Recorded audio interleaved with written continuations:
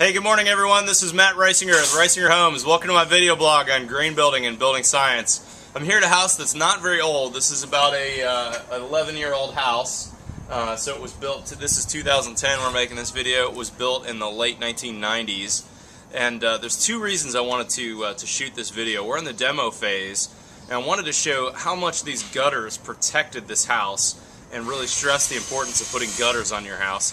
And secondly, I wanted to show you the waterproofing details they used really not very long ago and show you why I'm such a stickler about my waterproofing details. So come on up, let me show you what we did here. This house was a Tuscan-style house. It had some rock, it had a rock kind of wainscoting at the front here, and then a lot of stucco in the house. And 10 years ago they used just one layer of 15-pound tar paper as a waterproofing. They used a real nice window. This is an Anderson window, but their waterproofing details were really pretty light. In fact, it looks to me like when they installed these windows, they used this Tyvek tape right up against the window flange on the outside, and then they put the tar paper reverse lapped on top of that. So they put the tar paper on top of that, and so there's some leaking that was happening on these windows. It's not too soft right now. But you know, this is only a 10-year-old house. What would this have looked like had this gone another 10 or 20 years? And then one of the reasons why I'm not a big fan of tar paper, as you can see, you know, this stuff was just totally disintegrated in a lot of areas where it had any bit of moisture touching it. And again, this is only 10 years worth of use. This is one of the big reasons why I'm a big fan of DuPont Tyvek products. You know, they're not going to disintegrate with some water touching them. So let's peel this back. I'm just curious to see what. Oh, that's interesting. They didn't flash the windows all exactly the same.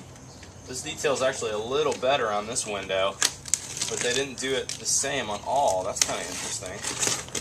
So they used some type of peel and stick membrane that looks like a Vicor type product, and they taped that again right to the sheathing though.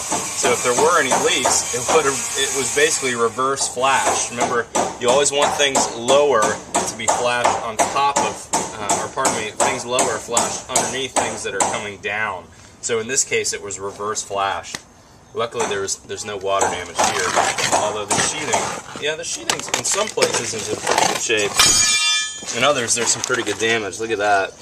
We've even found some bug damage in there. Again, this is 10 years old. This would have certainly gotten worse in time. And then let's go over and take a look at one other area. We did have a wall flashing leak on this house on this left-hand side, where generally gutters are a good thing, but in this case the gutters probably hurt us a little bit. We're not exactly sure what's happening up in that corner yet, but as you can see, there was some water that's getting in probably from that wall flashing. It's missing any type of a kick-out flashing on that gable side of that roof right there, where that wall and the roof intersect. And you can see that water was coming in and just totally destroying that. That OSB sheathing back there is just crumbling. And of course the tar paper in there is totally disintegrated. Anyways, thanks for joining me. My whole point in this video, as we're taking apart this fairly young house, is spend the time and waterproof your house correctly. Spend the money on good waterproofing details.